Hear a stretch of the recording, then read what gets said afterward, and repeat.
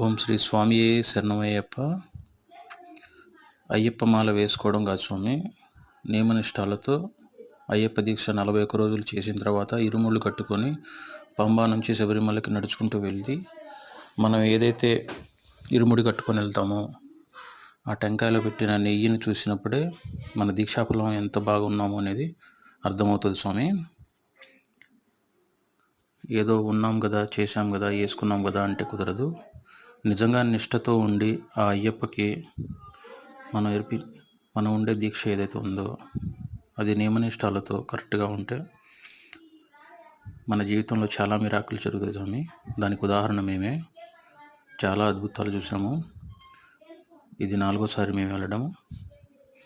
దయచేసి మీరు మాల వేసుకొని నియమనిష్టాలు పాటించగలను అంటేనే మాల వేసుకోండి, లేకపోతే